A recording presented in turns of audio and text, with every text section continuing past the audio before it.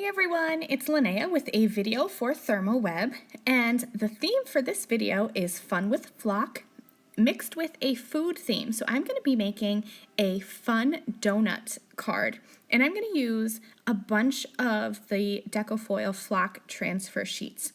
So I'm going to start out here with the Deco foil foam adhesive double-sided sheets. These are just big long sheets of thin foam that have adhesive on both sides. So I have some pieces of 110-pound cardstock. You could really use any cardstock here. It's not going to matter because you're not going to see it at all. But I'm just going to peel back one of the layers of that adhesive, the backing sheet, pull it back, put the cardstock on top, and then trim away the excess. I'm not going to waste any of this because this is some of my favorite foam adhesive. It is thin, which I love, but it's super, super sticky, which again, I love. So I'm gonna do this to a couple sheets of white cardstock, and then I'm going to grab my trimmer and trim down some pieces of flock, and I'm going to use all 6 colors of the flock transfer sheets. The only ones I'm not using are the white and the black. So when you trim this flock transfer sheets, you need to do it face down. So you should be cutting through the white backing. If you try to cut the color side up, you're gonna end up shredding your flock. And also when I cut, I only bring my blade down the one time. I'm not really sure if it matters if you go back and forth, but I didn't want to take any chances, and it cut through beautifully with just the one pass. So face down and just cut through the one time. So then I grabbed my piece of cardstock that I have that double-sided foam adhesive on and peeled back the other backing, and that's where I put the flock face up.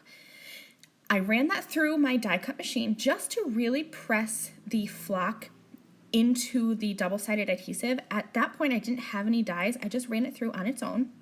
And now I am grabbing my stamp set from the stamp market. It's called just Donuts, and it comes with a set of dies as well. So I'm going to be cutting the base of the donut, which is basically just a circle with a center hole cut out from some craft cardstock.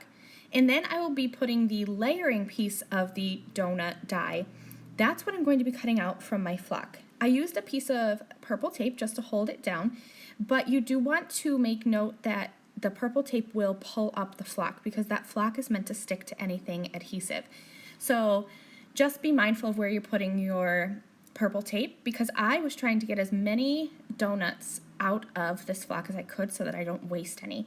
And I got 2 or 3 little layers out of each color. So obviously I have way more than I need for this project, but I can always make more. So now I'm going to use the stamp set, and the stamp set has a bunch of like decorative icing pieces to it. So I figured I would try, this is my first time trying heat embossing on the flock transfer sheets. So I'm just using some Versamark ink. I use my powder tool just like I would if I was embossing on paper. I grabbed that sprinkle stamp and I stamped it onto the blue flock transfer sheet, and then I'm just going to dunk it right into my white embossing powder. And it looks like it stuck really well. The anti-static powder tool made it so that it didn't stick everywhere. But now as I'm heat embossing it, I love how that white embossing powder, you know, if you use it on regular cardstock, it turns bright white and the color like pops out. But on the flock, it almost kind of like sinks down into the flock. And it gave me this subtle, like chalky look. And I love how it looks when I put the whole card together. Nothing's really popping out in your face.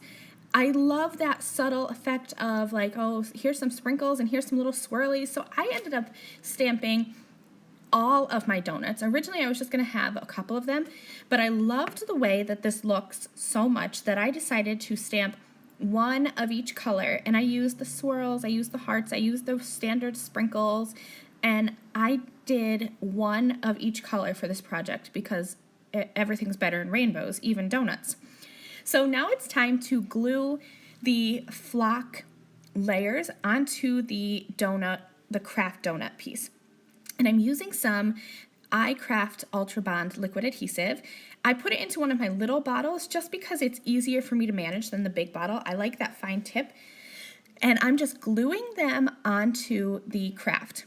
I love this adhesive because I don't have to worry about, is it gonna hold? You know, it holds everything. I've used this on every project since I got it, and I love this glue. It's super awesome. So I die cut a background just to give it some interest. I arranged my donuts how I wanted, and I knew I would never get them back the same way.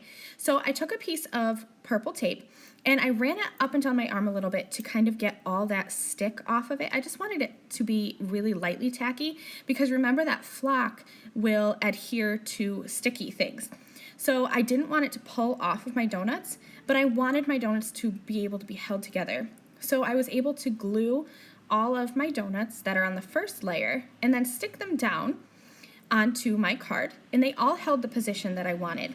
I grabbed some Gina K Designs foam squares and put them on the back of that blue donut, as well as some of the iCraft Ultra Bond liquid adhesive, just so that I am sure that everything is holding really well.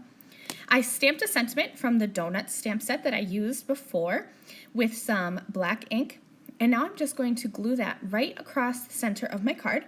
I'm going to use a double layer of the foam squares on the left side and the right side, and then just some of the iCraft Ultra Bond liquid adhesive across the middle to hold it to that blue donut. And that is it.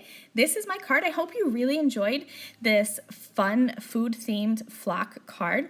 And I hope that you have found some inspiration here for die cutting your flock transfer sheets, and I hope you'll try heat embossing on your flock transfer sheets. To see some still photos, go ahead and head over to the ThermOWeb blog, and I will see you guys next time. Bye!